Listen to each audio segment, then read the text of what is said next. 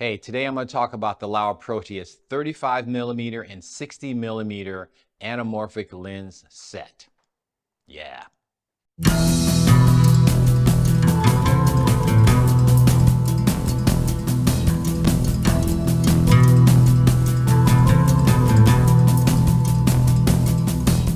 If you're new to my channel, welcome. I mainly talk about film-related items and my journey to become a filmmaker in later life. But first, full disclosure. Although Laowa sent me these lenses to try out, I had to buy them. So the opinions expressed here are mostly my own. And the fact that they're 2x anamorphic and there was a rebate and all the advertisement I saw and the fact that the lenses are under $5,000 each had very little influence on my decision to buy these lenses.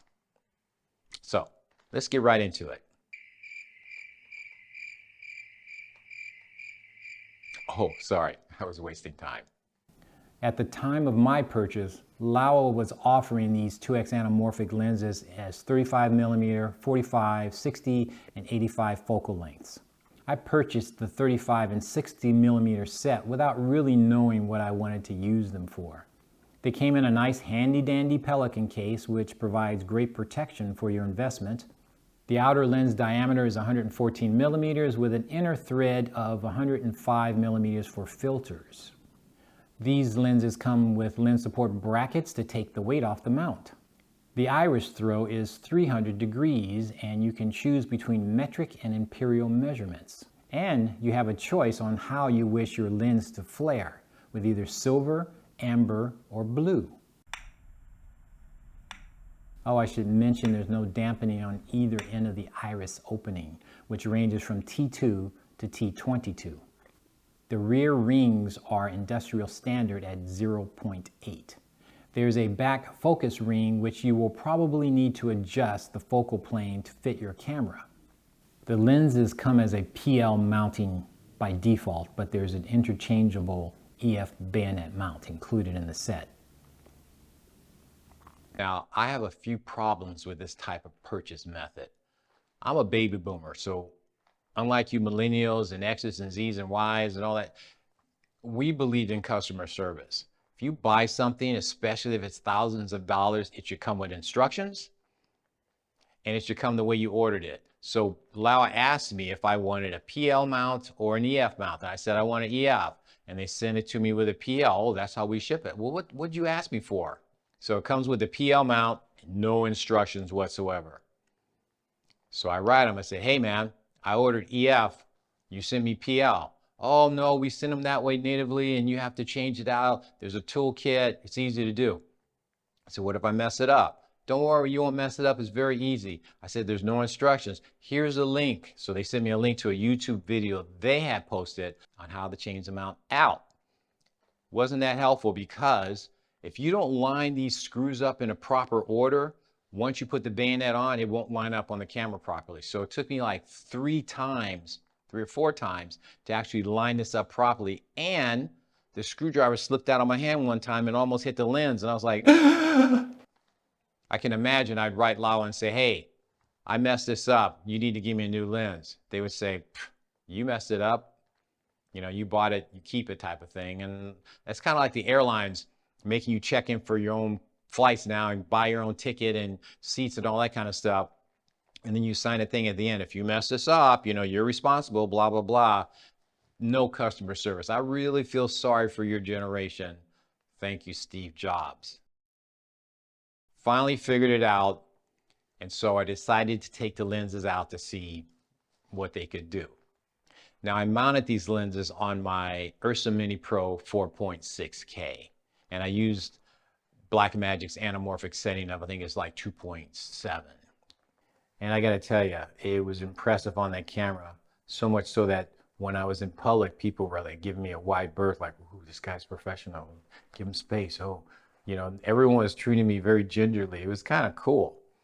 But at the same time, when I was in like the public park in Grand Canyon, park employee came to me and said, you know, what are you doing? And I said, I'm shooting, just practicing. And he says, well, I'll let you do it, but you know, some other employee might come and make you stop. And I go, why? He says, well, because you could be shooting, you know, to make money. And I said, well, there's people with their cell phones here that are probably YouTubing and making money.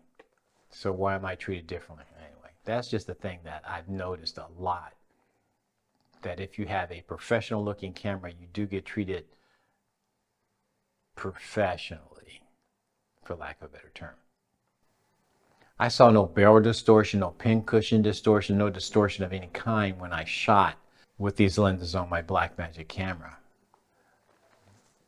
Do you see anything? See any now? No. Oh, look at the grouse. So I tested them in landscape, in portrait, with people, with items. I did rack focus, time lapse, slow motion, everything, all the scenarios I could possibly come up with that I would end up shooting in a film.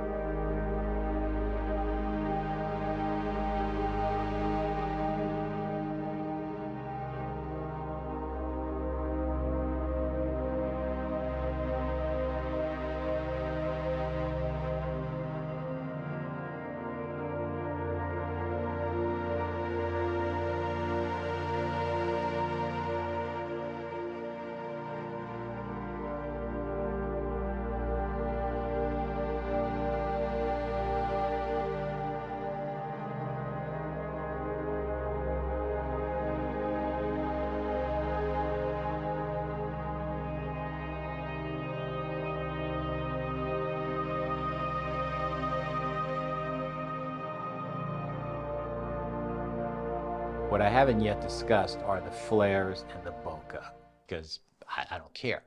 That's not why I purchased these lenses. I bought them to tell a story in a widescreen format. If a flare or a oval circle in the background of a light out of focus is adding to my story, great.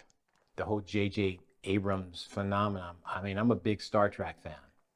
And when I saw that film, I wasn't looking at the streaks. I wasn't looking at the bokeh. I was looking at the new Kirk, the new Spock, the new McCoy, and see how they fit in that story. He made me believe that these were the same Kirk, Spock, and McCoy that were from the original series. And that was like great. But it had very little to do with the amount of streaks that were on the bridge of the Enterprise.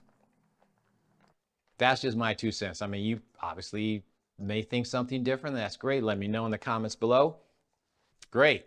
So until then, we'll see you in the next one.